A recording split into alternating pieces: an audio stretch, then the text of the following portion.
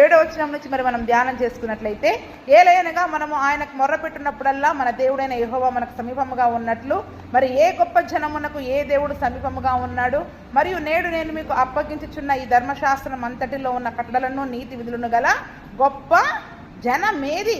చూడండి, అసలు ఇటువంటి జనము, ఇటువంటి దేవుడు అసలు ఎక్కడున్నారు? సమస్త కోటాను కోట్ల ప్రజలలో నుండి అబ్రహాముని దేవుడు ఎన్నుకొని ఆయన ద్వారా మరి ఇజ్రాయేలు జనాంగమును ఎన్నుకొని ఎటువంటి దేవుడుగా ఉన్నాడంట? మనము ఆయనకు మొర్ర పెట్టినప్పుడల్లా సమీపముగా ఉన్నట్టు ఏ గొప్ప జనమునకు ఏ దేవుడు సమీపంగా ఉన్నాడు. అవునండి, మన దేవుడు ఎటువంటి దేవుడు అంట? మన పక్కనే ఉండి పిలిస్తే, ఇప్పుడు నేను పిలిస్తే మీరు ఎలా పలుకుతారో అలాగా పలికే దేవుడు, పిలిచిన వెంటనే పలికే దేవుడు అనమాట. కాబట్టి అంత గొప్ప దేవుడు ఏ గొప్ప జనమునకు అసలు ఏ దేవుడు సమీపంగా ఉన్నాడు చెప్పండి? వెంటనే పిలవగానే ఏ దేవుడు పలుకుతున్నాడు? చాలామంది భక్తులు సాక్ష్యం చెప్పింది ఏంటి? సాధు సుందర్ సింగ్ కారే కానీ చాలామంది చనిపోవడానికి సిద్ధంగా ఉండి, నువ్వు నిజంగా దేవుడివైతే ఈ రాత్రి నాతో మాట్లాడు అని యేసు ప్రభువుని ప్రార్థన చేసిన ప్రతి ఒక్కరికి ఆయన ప్రత్యక్షమయ్యాడు. ఆ రాత్రి అంతే, ఆయన ప్రత్యక్షమయ్యాడు. ప్రత్యక్షమయ్యి మాట్లాడి ఆయన తన్ను తాను అక్కడ రుజువు చేసుకున్నాడు. నువ్వు పిలిస్తే నేను పలికే దేవుని అక్కడ రుజువు చేసుకున్నాడు. ఈరోజు నువ్వు నాతో మాట్లాడకపోతే నేను ఈ ట్రైన్ కింద పడి చచ్చిపోతా అనుకున్నాడు సాధు సుందర్ సింగ్. కానీ ఏమన్నాడు? ఆ రాత్రే ప్రత్యక్షమయ్యాడు. ఆ రాత్రే ప్రత్యక్షమయ్యి తన సాక్షిగా అతన్ని మార్చేసుకున్నాడు. తన సాక్షిగా అతన్ని అక్కడ మార్చేసుకున్నాడు. చూడండి, నిజంగా నువ్వు దేవుడివైతే ఇప్పుడు నాతో మాట్లాడు. హాగరు పిలవగానే అక్కడ నీటి ఊట ఎలా పుట్టింది చెప్పండి? సంసోను, నేను ఈ యొక్క ఫిలిస్తీన్లందరినీ చంపేసి నాకు దప్పిక అవుతుంది, ఇప్పుడు నేను నీళ్ళ కొరకు చచ్చిపోవాలా, వాళ్ళందరినీ చంపి అని పిలవగానే అక్కడ దేవుడు వెంటనే సంసోను కొరకు నీటి ఊట పుట్టించాడు. అంటే చూడండి, పరిశుద్ధ గ్రంథంలో పిలవగానే దేవుడు ఏం చేశాడు చెప్పండి? పలికినట్టుగా మరి మనం చూస్తూ ఉన్నాం. తన మాటని వినిపింపజేసినట్టుగా మరి మనం అక్కడ చూస్తూ ఉన్నాం. ఎవరినన్నా వెళ్ళి అడగండి, పిలిస్తే మీ దేవుడు వెంటనే పలుకుతాడా? మాట్లాడతాడా? రాత్రి మనకి వాక్యం ద్వారా మాట్లాడతాడు, దర్శనాల ద్వారా మాట్లాడతాడు, సేవకుల ద్వారా మాట్లాడతాడు. ఏదో ఒక రకంగా మీకు దేవుడు మాట్లాడాలి, యేసయ్య నాతో మాట్లాడనొచ్చి ఇక్కడ కూర్చుంటారు. ఏదో ఒక మాట ద్వారా దేవుడు మనతోటి మాట్లాడతాం. ఈ వాక్యం ద్వారా దేవుడు ప్రతినిత్యం మనతోటి మరి మాట్లాడే దేవుడుగా ఉన్నాడు. కాబట్టి చూడండి, మరి అంత గొప్ప దేవుడు, పిలిచిన వెంటనే పలికే దేవుడు, ఏ గొప్ప జనమునకు ఏ దేవుడు సమీపంగా ఉన్నాడు. ఈరోజు మా కులం గొప్పదండి, మా మతం గొప్పదండి అని ఎంత గొప్ప వారమని మేము అనుకుంటున్నాం. కానీ ఎవరికి అటువంటి దేవుడు ఉన్నాడు? కానీ మనం కలిగి ఉన్నాం అటువంటి దేవుణ్ణి. ఈరోజు మనం అటువంటి దేవుణ్ణి కలిగి ఉన్నాం. అంతేకాదు, నేను మీకు అప్పగించుచున్న ఈ ధర్మశాస్త్రం అంతట్లో ఉన్న కట్టడలను నీతి విధులను గల గొప్ప, అంటే ఇటువంటి బైబిల్ ఇంకెవరికన్నా ఉందా అసలు? ఇటువంటి కట్టడలు, ఆజ్ఞలు, నీతి విధులు ఏంటంటే ఇవన్నీ ఒక నీతిగా న్యాయంగా మనం బ్రతకాలి అంటే ఇవే అన్నిటికీ కూడా మూలం. ఇటువంటి పరిశుద్ధ గ్రంథమునిచ్చిన జనం ఇంకెవరికైనా ఉన్నారా? డాక్టర్ బిఆర్ అంబేద్కర్ గారు కూడా ఆ యొక్క రాజ్యాంగాన్ని రాసేటప్పుడు అనేకమైన వాటిని బైబిల్లో నుంచి తీసుకునే రాశారంట. ఏంటంటే చెప్పండి? ఎందుకంటే ఇంగ్లీష్ దేశాలలో బైబిల్లో ఉన్నవే రాజ్యాంగంలో ఉంటాయి. బైబిల్లో ఉన్న కట్టడలు, విధులను బట్టే ఇతర క్రైస్తవ దేశాలన్నీ కూడా పాటిస్తున్నాయి. అవి చాలా బాగున్నాయని ఎరిగి ఇతను ఏం చేశాడు? ఇతను కూడా బైబిల్ని చదివాడు, కానీ యేసు ప్రభు అంటే నమ్మలేదు. కానీ బైబిల్ అంతా చదివి నిజముగా ప్రజలు ఈ కట్టడ ప్రకారం, ఈ విధి ప్రకారం జీవిస్తే దేశం బాగుంటుంది అని అనుకుని ఏం చేశాడంట? ఆ బైబిల్లో ఉన్న కొన్ని కట్టడలను, కొన్ని విధులను తీసుకొని వచ్చి రాజ్యాంగంలో చేర్చారంట. రాజ్యాంగంలో చేర్చారు. ఇప్పుడు ఒక దేశం బాగుండాలన్నా, ఒక వ్యక్తి బాగుపడాలన్నా నీతి విధులు గల ఒక కట్టడలు, విధులు దేవుడు పరిశుద్ధ గ్రంథం ద్వారా మనకిచ్చాడు. ఈ వాక్యం ద్వారా మన జీవితాలను మార్చుకుంటున్నాం, మన కుటుంబాలను మార్చుకుంటున్నాం. అంతేకాదు మన ప్రాంతాలు, మన చుట్టూ ఉన్న దేశాలు ఏమున్నాయండి ఇందులో? త్రాగొద్దు, వ్యభిచారం చేయొద్దు, నరహత్య చేయొద్దు, అబద్ధం ఆడొద్దు. అంతేనా? ఇంకేమైనా ఉన్నాయా? నీ పొరుగు వాడిని ప్రేమించు, వాడు కొడితే ఓర్చుకో, సహించుకో, వాడిని ప్రేమించు, వాడిని క్షమించు. అవే కదా ఇందులో ఉన్నాయన్నీ కూడా. ఇప్పుడు గాంధీ తాత కూడా మరి ఆయన అహింస పరమోధర్మ అన్న దాన్ని ఎక్కడి నుంచి తీసుకొచ్చాడు? బైబిల్ చదివే. అంటే చూడండి, ఎవరైనా కూడా బైబిల్ చదివి ఒక నీతి విధి ఏ ప్రకారం వెళితే మనం ఒక విజయాన్ని సాధించగలం అనేసి అన్ని బైబిల్లో నుంచే నేర్చుకుంటున్నారు. ఈరోజు మనకి ఇవ్వబడిన బైబిల్ని మనం పాటించలేకపోతున్నాం, మనం కల్తీ చేసుకుంటా ఉన్నాం. అన్ని జనులు కూడా ఈ బైబిల్ చదివి బైబిల్ నిజంగా చాలా గొప్ప గ్రంథం అని సాక్ష్యం చెప్పిన వాళ్ళు ఉన్నారు. కాబట్టి ఇంత గొప్ప నీతి విధులు గల కట్టడలను ధర్మశాస్త్రమును మనకిచ్చినటువంటి గొప్ప జనాంగం, అంటే అంత ధన్యులం అన్నమాట మనం. ఇటువంటి జనాంగం ఇంకెవరికన్నా ఉన్నారా? మనకి తప్ప ఈ బైబిల్ ఎవరికి సొంతం కాదండి కదా. ఇప్పుడు అందరూ చదవచ్చు, కానీ ఆ దినములలో మరి వారికి మాత్రమే ప్రత్యేకంగా దేవుడు ఇచ్చినట్టుగా చూస్తూ ఉన్నాం. అయితే నువ్వు జాగ్రత్త పడుము, నీవు కన్నులారా చూచిన వాటిని మరువక ఉండినట్లు, అవి నీ జీవిత కాలమంతయు నీ హృదయంలో నుండి తొలగిపోకుండానట్లును నీ మనస్సును బహు జాగ్రత్తగా కాపాడుకొనుము. నీ కుమారులకును నీ కుమారుల కుమారులకును వాటిని నేర్పి ఏమంటున్నారు చెప్పండి? అయితే నువ్వు జాగ్రత్త పడాలి. ఇప్పుడు మనం అందరం ఏ విషయంలో జాగ్రత్త పడాలంట? ఏ విషయంలో జాగ్రత్త పడాలి? కన్నులారా చూసాం, దేవుని అద్భుతాలను వాళ్ళు కళ్ళారా చూశారు, దేవుని మహిమను చూశారు, వాళ్ళు దేవుని యొక్క మహిమను చూశారు, ఆయన స్వరం విన్నారు, దేవుడు చేసిన అద్భుతాలు చూశారు, ఎర్ర సముద్రం చీల్చడం చూశారు, మార మధురమవడం చూశారు, పరలోకం నుండి మన్నా పడ్డం చూశారు, వాళ్ళ కొరకు పూరేళ్ళు రావడం చూశారు, బండ నుండి నీళ్లు రావడం చూశారు, ఎన్నెన్ని అద్భుతాలు చూశారు. వాళ్ళు అద్భుతాలను మర్చిపోతా ఉంటాం. ఏం చేస్తూ ఉంటాం చెప్పండి? మళ్ళీ కొత్త సమస్య రాగానే మళ్ళీ ఎప్పటిలాగా ఏడుపు మొదలు పెడతా ఉంటాం. అందుకనే నువ్వు జాగ్రత్త పడు. నీవు నీ కన్నులారా చూసింది మర్చిపోవద్దు.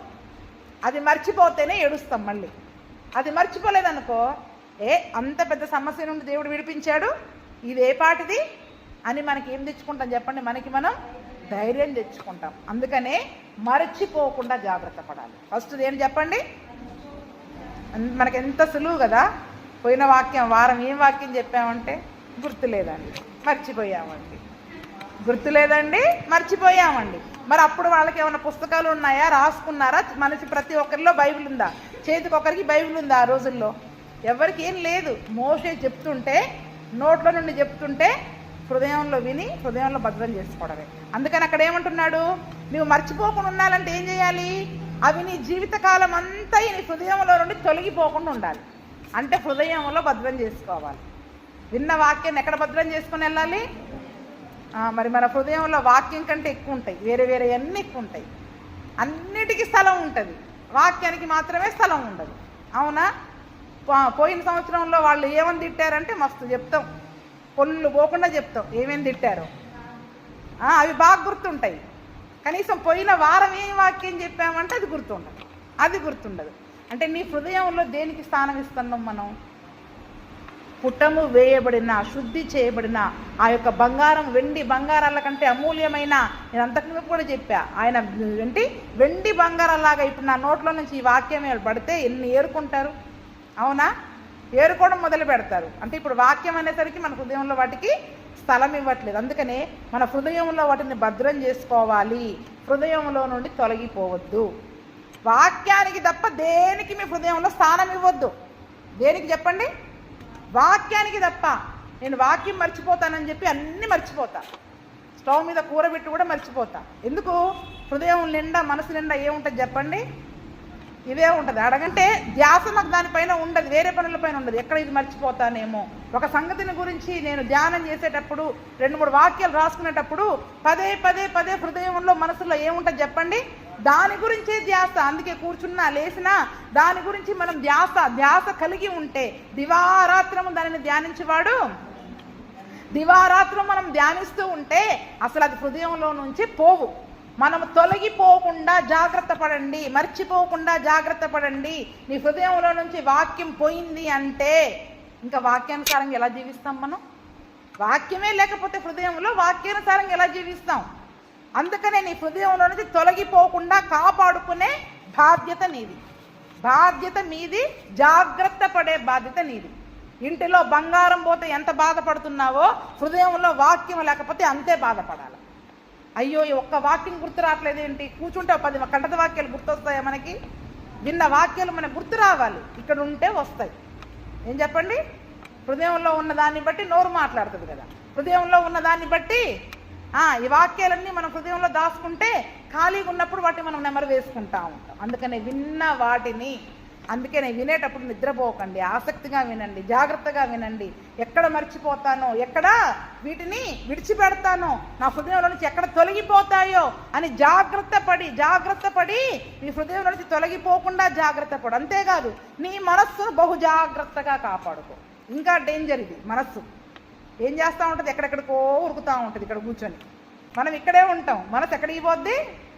బీరువాకి తాళం వేసి వచ్చానో లేదో, నా కొడుకు వచ్చాడో లేదో, అన్నం తిన్నాడో లేదో, ఎక్కడెక్కడికో పోతూ ఉంటాయి. ఇక్కడ అందరం ఇక్కడే కూర్చుంటాం, మనసు మాత్రం ఎక్కడెక్కడో తిరుగుతూ ఉంటుంది.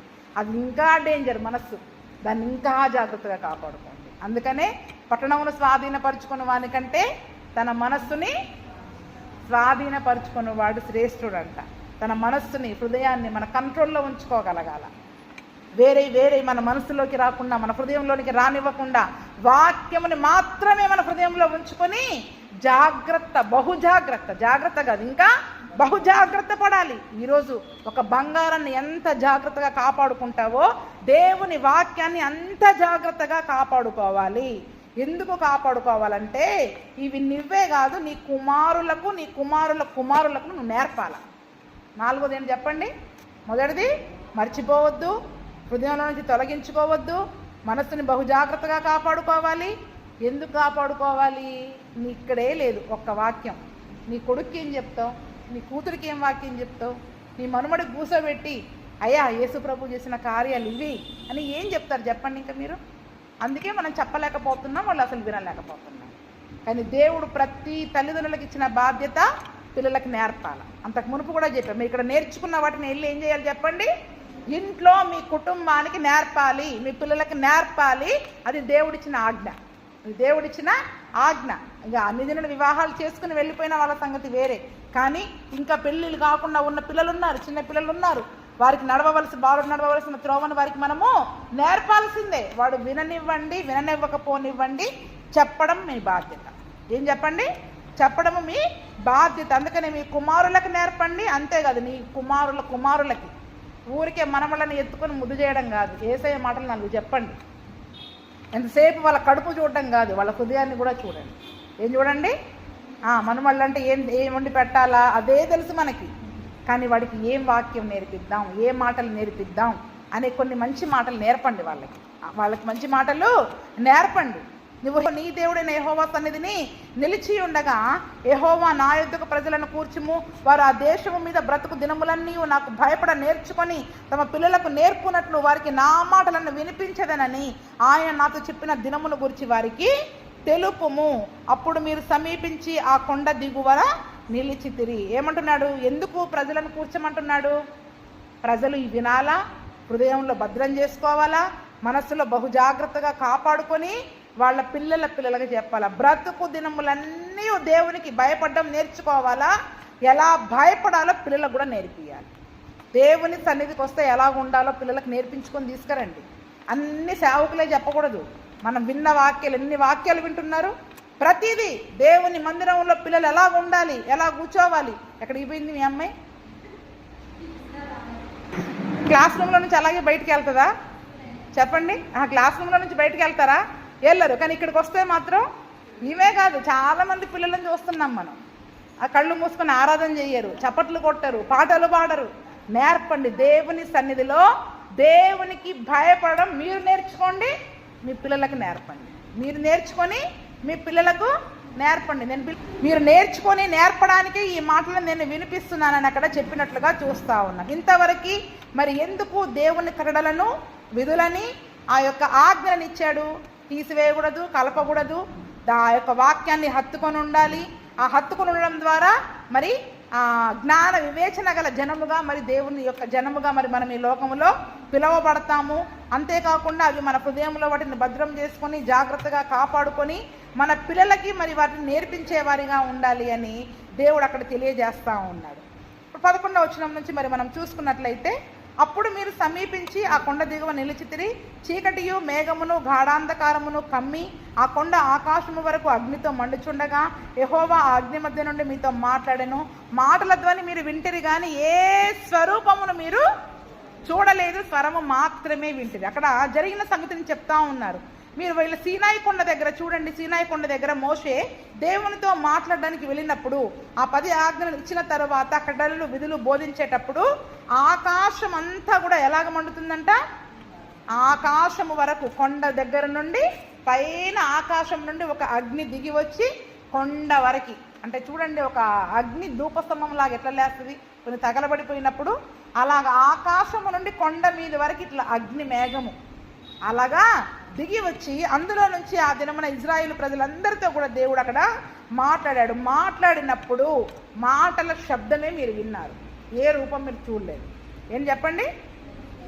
మాటల. ఈరోజు దేవుడు కేవలము వాక్యమై ఉన్న దేవుడు.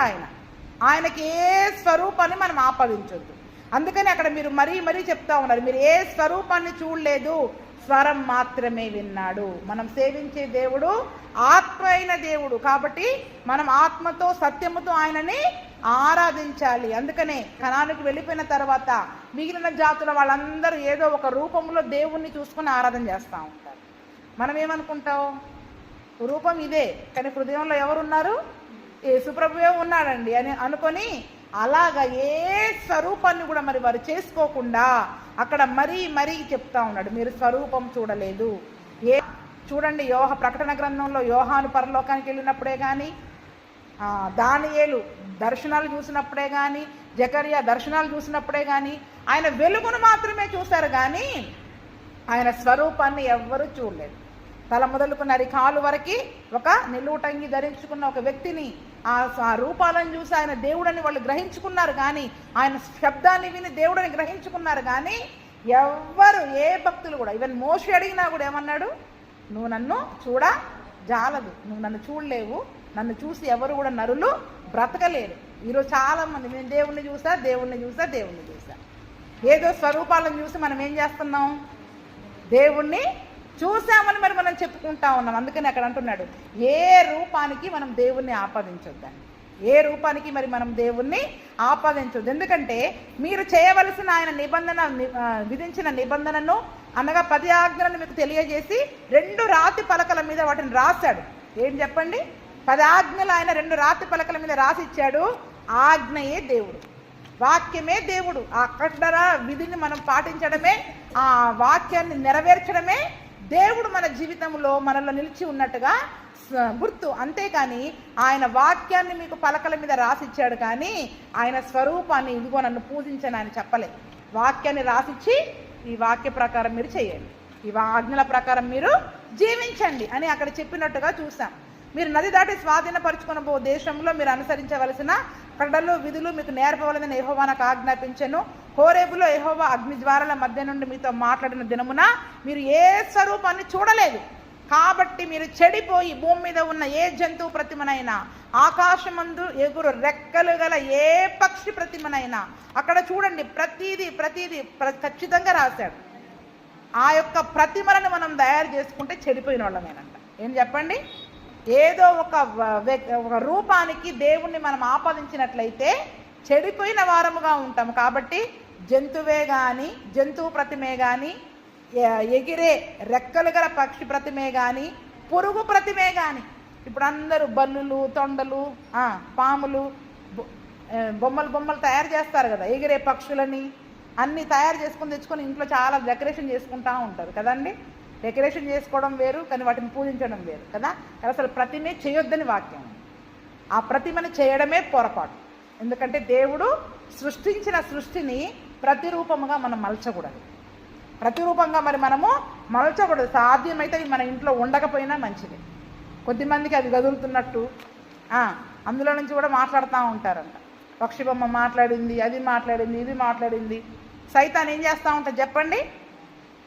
వాటి ద్వారా ఏదో మాట్లాడింది అని చెప్పేసేసి మనల్ని మరి ఆ యొక్క చెడిపోయే గుంపులోకి మనల్ని తీసుకెళ్తుంది. కాబట్టి అసలు అవి లేకుండా ఉంటే ఇంకా సంతోషం.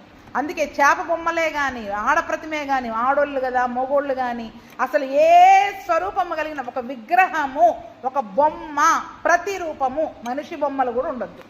ఏం చెప్పండి, మనిషి బొమ్మలు కూడా అసలు మనం చేసుకోవడానికి వీలు, విగ్రహము అనేది మరి మనము ఏది చేసేయకూడదంట. అంతే కదా, ఆకాశం వైపు చూసి సూర్య చంద్ర నక్షత్రములైన ఆకాశ సైన్యాన్ని చూసి మరులు కొల్పబడతా ఉంటారు. చాలామంది దేన్ని పూజిస్తూ ఉంటారు? సూర్య నమస్కారాలు, దేన్ని? నక్షత్రాలను పూజిస్తూ ఉంటారు. అలాంటి ఏం చెప్పండి, రాశులు నక్షత్రాలు ఎవరు చూస్తారు చెప్పండి? జ్యోతిష్కులు చూస్తారు. అవునా?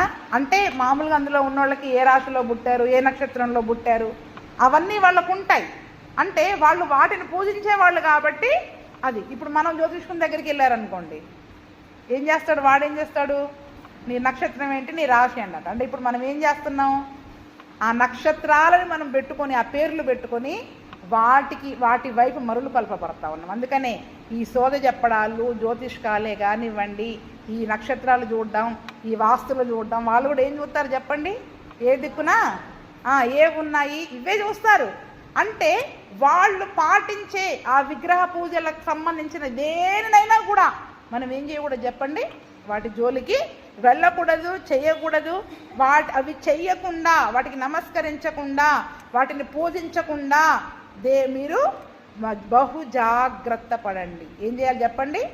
బహు జాగ్రత్త పడండి. ఎందుకంటే మనం అన్ని జనుల్లో నుండి వచ్చాం కాబట్టి అది పొరపాటు అనిపించదు. కానీ వాక్యం చెప్తుంది వాటికి సంబంధించింది ఏది మనం చేయదు. అసలు విగ్రహ పూజ అనేది దేవుడికి, విగ్రహారాధన అనేది దేవుడికి హేయమైంది. దేవుని దృష్టిలో హేయమైంది. దేవుడు తన నోటి మాటతో సృష్టి అంతటిని సృష్టించాడు. కానీ ఆదికాండం 6వ అధ్యాయంలో సమస్త నరులు తమ తమ హృదయాలను చెరిపివేసేసుకున్నారు. ఎలా చెడిపోయారంట? ఎవరికి వాళ్ళు విగ్రహాలు వేసేసుకున్నారు. ఎక్కడి నుంచి వచ్చింది విగ్రహారాధన? ఎవరికి వాళ్ళు దేవుళ్ళను సృష్టించేసేసుకున్నారు. కానీ నిజమైన సృష్టికర్తను మర్చిపోయి సృష్టిని పూజించడం వాళ్ళు మొదలు పెట్టేశారు. కాబట్టి దేవుడు మరి అబ్రహామును ఏర్పరచుకొని ఆ అబ్రహాము ద్వారా మరి మనమందరము ఆ సువార్తని సమస్త ప్రజలకు తెలియచేయాలని దేవుడు చెప్తూ ఉన్నాడు. కాబట్టి విగ్రహారాధన దేవుని దృష్టిలో హేయమైంది. కాబట్టి ఎటువంటి ఆకాశ నక్షత్రాలకి కూడా పూజించొద్దు. బైబిల్ గ్రంథంలో ఒక మనష్య రాజు కూడా ఆ పరిశుద్ధ మందసం దగ్గర ఆకాశ నక్షత్రాల సమూహంని మొత్తం లోపల మందసం అక్కడ తయారు చేసి పెట్టాడంట. తెలుసా మీకు? ఒక ఆకాశ నక్షత్ర సమూహాలు, సూర్యుడు, చంద్రుడు, నక్షత్రాలు, ఒక బొమ్మను తయారు చేసి పెట్టేసి పరిశుద్ధ మందిరంలో పెట్టేశాడంట. మరి దేవుని యొక్క ఉగ్రత బహు భయంకరంగా వారి మీదకి వచ్చింది. చూడండి, ఇది ఆకాశ నక్షత్రమేగా, సూర్యుడేగా, చంద్రుడేగా, బొమ్మలు ఉంటాయి. ఏమైంది ఇంట్లో? ఏ బొమ్మలు పెట్టుకోవద్దు, ఏ రూపానికి దేవుణ్ణి ఆపదించొద్దు, దేవుని మహిమను వాటికి చేర్చొద్దు, దేవుని మహిమను వారికి చేర్చొద్దు. కొద్దిమంది మనుషులను కూడా దేవుళ్ళు అనేస్తారు. కల్లో తెల్ల బట్టలు వేసుకొని వచ్చేస్తే అయ్యగారులు అమ్మగారులు కూడా దేవుళ్ళు అయిపోతారు వీళ్ళు. ఏం చెప్పండి? అయ్యగారు అమ్మగారు వస్తే ఎవరు వచ్చారంట? దేవుళ్ళని చేయకండి, అమ్మగారులను అయ్యగారులని, వాళ్ళ సేవకులే. సేవకుల ద్వారా పరిశుద్ధాత్ముడు మీతో ఏం ప్రవచన వాక్యాలు చెప్పిస్తున్నాడో సేవకుల ద్వారా పరిశుద్ధాత్ముడు ఈ మాటలు చెప్పాడని చెప్పండి. కానీ కల్లో తెల్ల బట్టలు వేసుకొని వచ్చారు, దేవుడే వచ్చి మాట్లాడాడు. సేవకులకి దేవుణ్ణి ఆపాదించకండి. ఏం చెప్పండి? కళల్లో సేవకులు వస్తే ఎవరు వచ్చి మాట్లాడారని చెప్తున్నారు? చాలా సాక్ష్యాలు వింటున్నా నేను. దేవుడే వచ్చి అమ్మగారిలాగా మాట్లాడారు, అయ్యగారిలాగా మాట్లాడారు. దేవుడు మాలాగా రాడు. ఆయన రావాలంటే అబ్రహాము దగ్గరికి ఏదో రూపంతో వచ్చాడా? ఆయన మాటలు వినిపింపజేశాడు. ఈ పరిశుద్ధ గ్రంథంలో ఒక వాక్యం ద్వారా మీతో మాట్లాడతాడు. నాతో ప్రతిరోజు ఈ వాక్యం ద్వారానే దేవుడు మాట్లాడతాడు. ఆయన ఏదో రూపంలో వచ్చి నాతో మాట్లాడే దేవుడు కాదు. కాకపోతే సేవకుల ద్వారా మీతో కొన్ని మీకు చెప్పాలి, ఏదైనా చెప్పాలనుకుంటే చెప్తారు, అంతవరకే. కానీ సేవకులు వస్తే వాళ్ళు దేవుళ్ళని మాత్రం అనకండి. ఏం చెప్పండి? దేవుడే మాట్లాడాడు. పరిశుద్ధాత్ముడు సేవకుల ద్వారా మాట్లాడాడు. ఏం చెప్పండి? పరిశుద్ధాత్ముడు. చాలామంది అంటారు కల్లో సేవకులు వచ్చారంటే దేవుడు వచ్చినట్టే. సేవకులు ఇంటికి వస్తే ఎవరు వచ్చినట్లు? దేవుడు వచ్చినట్లే. సేవకులను దేవుళ్ళని చేయకండి. మాకు శిక్ష భయంకరమైన శిక్ష అది. ఎందుకంటే మహిమ దేవునికే రావాలి. మేము దేవుని యొక్క పనిముట్లం మాత్రమే, పని సాధనాలం మాత్రమే. ఇప్పుడు మీరు అది కొయ్యాలంటే కొడవలు పట్టుకొని కోస్తారు. కొడవలు దేవుడు అయిపోద్దా? దాన్ని శుభ్రం చేసినందుకు ఇప్పుడు మీ హృదయాలను మేము శుభ్రం చేస్తూ ఉన్నాం. కదా. మేము దేవుని చేతిలో పనిముట్లం, మేము దేవుని చేతిలో పని సాధనాలం. అందుకే ఏ సేవకులైనా దేవుళ్ళు కాలేరు, పరిశుద్ధాత్ముడు వారి ద్వారా మాట్లాడతాడు మనతో. అందుకనే ఎవరికి దేవుని రూపాన్ని ఆపాదించదు, దేవునిగా వారిని మనము ఎంచుకోవడానికి వీలు లేదు. అందుకని ఇక్కడ చెప్తున్నాడు, ఏ బొమ్మకి, ఆకుకే కానీ, చెట్టుకే కానీ, పుట్టకే కానీ, పక్షి బొమ్మే కానీ, ఏ బొమ్మని కూడా దేవుడుగా ఆ బొమ్మ ద్వారా మాట్లాడాడు, వీళ్ళ ద్వారా, ఏ బొమ్మల ద్వారా మాట్లాడాడు ఆయన. అందుకనే ఏమంటున్నాడు, మీరు ఆయన స్వరాన్ని మాత్రమే విన్నారు. దేవుడు మనతో మాట్లాడాలంటే ఆయన వాక్యం ద్వారా మాట్లాడతాడు, ఆయన స్వరము ద్వారా మాట్లాడతాడు. ఆయన ఏదో ఒక రూపంలో ఇజ్రాయేల్ ప్రజలకు ముందుకు దిగి వచ్చి ఎందుకు మాట్లాడలేదు? ఎందుకంటే ఆయన అక్కడ కింద ఉంది చూడండి, దహించు అగ్ని అయిన దేవుడు ఆయన, రోషము గల దేవుడై ఉన్నాడు ఆయన. ఎవరు చెప్పండి? ఎవరికైనా మనకు తెలిసి తెలియని అజ్ఞానముతో ఎవరికైనా మనుషులని మనం దేవునిగా మార్చినట్లయితే ఆయన దహించు అగ్నియు రోషము గల దేవుడు. తన మహిమను కానీ తన ఘనతని కానీ ఎవరికి ఇచ్చే దేవుడు ఆయన కాదు. ఆయన ఘనత నిమిత్తమైన పాత్రలనుగా మనల్ని వాడుకుంటాడు. ఆయన మహిమ ఐశ్వర్యము చొప్పున మనల్ని నింపి వాడుకుంటాడు. కానీ దేవునికి రావాల్సిన ఘనత దేవునికి మాత్రమే రావాలి. అందుకనే చూడండి అక్కడ 20వ వచనంలో కూడా మనం చూసుకున్నట్లయితే, స్వకీయ జనముగా ఉండుటకే ఐగుప్తు దేశంలో నుండి, ఇనుప కొలిమిలో నుండి నేను మిమ్మల్ని రప్పించెను. మరియు యెహోవా మిమ్మును బట్టి నా మీద కోప్పడి నేను యోర్దాను దాటకూడదని, దేవుడైన యెహోవా స్వాస్థ్యముగా నీకు ఇచ్చున్న మంచి దేశంలో ప్రవేశించకూడదని ప్రమాణం చేశాడు. కాబట్టి యోర్దాను దాటకుండా నేను ఈ దేశంలోనే చనిపోతాను, మీరు వెళ్ళి ఆ దేశాన్ని స్వాధీన పరుచుకోనండి. కానీ నీ దేవుడైన యెహోవా నీకు ఏర్పరిచిన నిబంధనను మర్చిపోవద్దు, వాక్యం మర్చిపోవద్దు. వాక్యం హృదయంలో బహు జాగ్రత్తగా మీరు కాపాడుకోండి, జాగ్రత్త పెట్టుకోండి. నీ దేవుడైన యెహోవా నీకు ఆజ్ఞాపించినట్లు ఏ స్వరూపము కలిగిన విగ్రహమునైనను చేసుకొనకుండానట్లు మీరు జాగ్రత్త పడండి. ఆయన దహించు అగ్ని రోషము గల దేవుడు. తన మహిమను తన ఘనతని ఏ ఒక్కరికి ఇచ్చినా కూడా ఆయన రోషము గల దేవుడై ఉన్నాడు. కాబట్టి ఎవరికి ఇవ్వడానికి ఆయన ఒప్పుకునే దేవుడు కాదు. కాబట్టి వాక్యమే దేవుడు, వాక్యము తప్ప ఎవరు దేవుడు కాదు. దేవుని నోట నుంచి సేవకులు మాట్లాడే ప్రతి మాట ప్రవచన వాక్యాలుగా పుటము వేయబడినట్లుగా దేవుడు మరి మనకు వినిపింప చేస్తా ఉన్నాడు. మా నోటి నుండి వచ్చే వాక్యమే దేవుడు, మేము కాదు. ఏం చెప్పండి? కళల ద్వారా మీకు వచ్చిన, చాలామంది చెప్తుంటారు కళల్లో సేవకులు తెల్లబట్టలు వేసుకొని వచ్చారంటే దేవుడే వచ్చి మాట్లాడారని చెప్తూ ఉంటారు. అంటే తెలుసో తెలియకో మాట్లాడుతున్నారు. కాబట్టి ఏం చేయాలి? ఇప్పుడు సేవకుల ద్వారా మాట్లాడతారు, భక్తుల ద్వారా మాట్లాడతారు. దేవుడు ఆ యేసు ప్రభు దగ్గరికి ఎవరిని పంపించాడు? మోషేను ఏలియాను పంపించి మాట్లాడిచ్చారు. పరిశుద్ధ గ్రంథంలో ఉన్న భక్తుల ద్వారా కానీ సేవకుల ద్వారా కానీ దేవుడు మనతో మాట్లాడతాడు. కానీ మాట్లాడేది మాత్రము దేవుడే. కాబట్టి ఆయన మహిమను ఎవరికి ఇవ్వడానికి దేవుడు ఒప్పుకునే దేవుడు కాదు. ఆయన రోషము గల దేవుడు, దహించు అగ్ని అయిన దేవుడు. కాబట్టి ఆయనకి రోషం పుట్టించే పని మనం చేయొద్దు. ఏం చెప్పండి? విగ్రహము, ఏ విగ్రహాలు కానీ, విగ్రహారాధన కానీ, అందులో పాలు పంచుకోవడము కానీ, అటువంటి ఆచార సంబంధమైన పద్ధతులు కానీ మరి మనము చేయడానికి వీలు లేదు. ఈ జ్యోతిష్కాలు చూడడం, పంచాంగాలు చూసుకోవడం, తుదులు, మంచి రోజులు, ఇవన్నీ కూడా వాటికి సంబంధించినవే. ఇప్పుడు మనం వాటిని కలుపుకుంటున్నారు చాలామంది. ఎందుకంటే మొదటి నుంచి అలవాటు కదా. ఏం చేస్తున్నాం? వాటిని ఈ వాక్యానికి మనం పద్ధతులని, మనుషుల పద్ధతులని, మన ఆచారాలని కలిపేసుకొని చేయడం ద్వారా దేవుని దగ్గర మనం అబద్ధికులంగా అయిపోతున్నాం. ఇప్పుడు మనకి ఏ శిక్ష ఉండదు.